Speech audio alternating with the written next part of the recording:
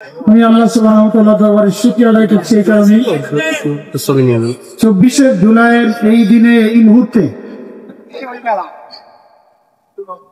আমরা সকলে আনন্দে উদ্বেলিত ছিলাম। ফ্যাসিস্ট ইতিমধ্যে বিদায় নিয়েছিল। খুলনার এই বাবরি চত্বর শিববাড়ি মোড় লোকে লোকারণ্য হয়ে গিয়েছিল। মানুষের হৃদয়ের যে কথা, সেই কথাগুলো বলার জন্য তারা চমৎকার একটি পরিবেশ হয়েছিল। আমি সবাইকে বসার জন্য বিনীতভাবে অনুরোধ জানাচ্ছি। পিছনে যারা দায়িত্বপ্রাপ্ত আছেন তারাই দায়িত্ব পালন করুন। যে সম্মানিত সুধী মণ্ডলী, ছাত্র জনতার ছোট্ট একটি দাবি ছিল, সেটা হলো কোটা সংস্কার। এই আন্দোলনটা ছিল একটি যৌক্তিক আন্দোলন। তাদের এই যৌক্তিক দাবিটাকে ফ্যাসিস্টরা কখনো মেনে নিতে চায়নি। প্রথমে একবার আন্দোলন হয়েছিল, মাঝখানে বিরতি ছিল, পরে আবার এই আন্দোলন শুরু হয়, এটা আপনারা জানেন।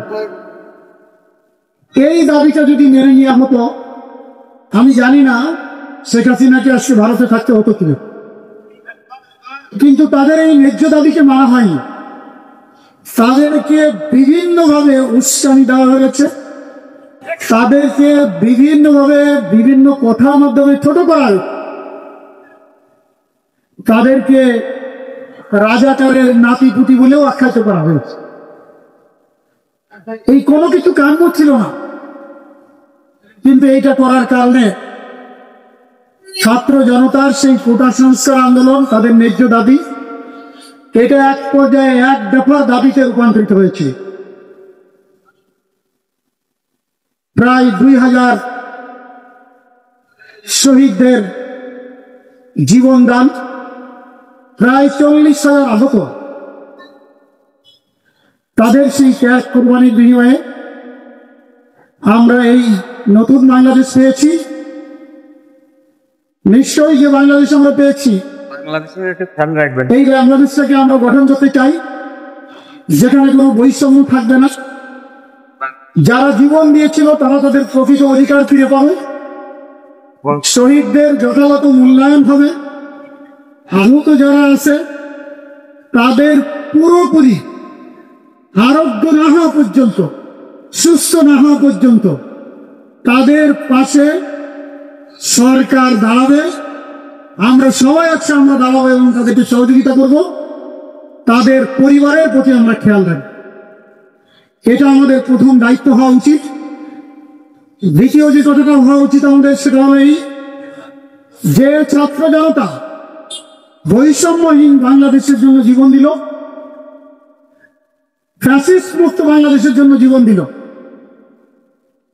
তারা যদি তাদের সামনে দেখে আজও চাঁদাবাজি চলছে, আজও হত্যা, খুন, ধর্ষণ, এগুলো রুটিন মাফিক হয়ে যাচ্ছে,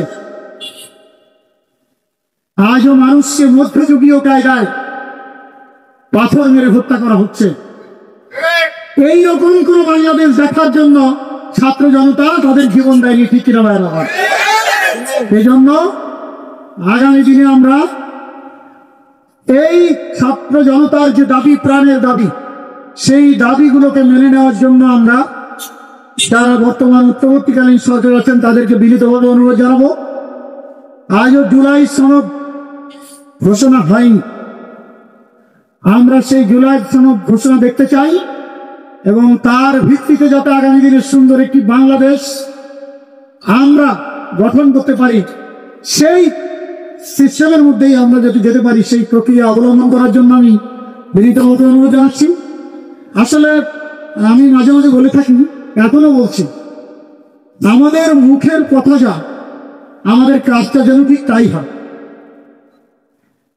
আমরা এখানে যারা উপস্থিত আছি, আমি একটি রাজনৈতিক দলের সাথে আছি, আমি আমাকে সহ, আমার দলের নেতাকর্মী সহ আমি সবাইকে এই কাঠগড়ায় দাঁড়াতে চাই যে বুকে হাত দিয়ে দেখেন তো, সেই 24-এর পরে যারা শাহাদাত বরণ করলো, আমরা কে কয়জন শহীদদের বাড়ি যেতে পেরেছি, তাদের পাশে দাঁড়াতে পেরেছি, আহতদের চিকিৎসা করতে পেরেছি, তাদের সুখ দুঃখের সাথে হতে পেরেছি?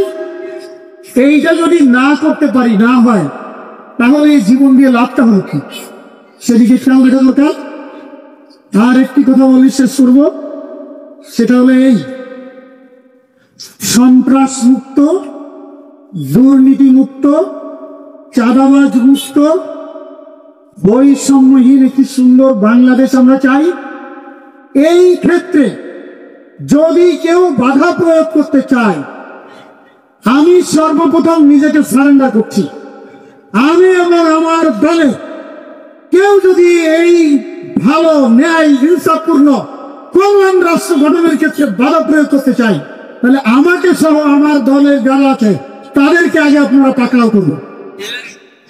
আর আমি চ্যালেঞ্জ দিয়ে যাচ্ছি, এটা অন্য কেউ যদি হয়ে থাকে, সৎ সাহস থেকে থাকলে এখানে দাঁড়িয়ে চ্যালেঞ্জ দিয়ে যান।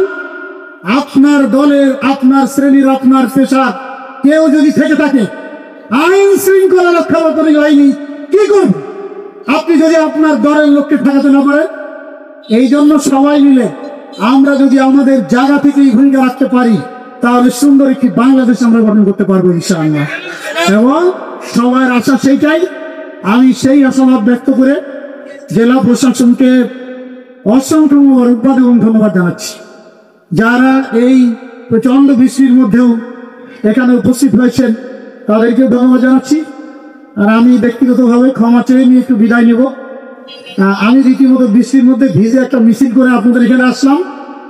মাগরিবের পর থেকে আরো 3টা প্রোগ্রাম আমার আছে, এই জন্য একটু সবার কাছে দোয়া চেয়ে ধন্যবাদ জানিয়ে আমার কথা এখানেই শেষ করছি। আসসালামু আলাইকুম ওয়া রাহমাতুল্লাহি ওয়া বারাকাতুহু।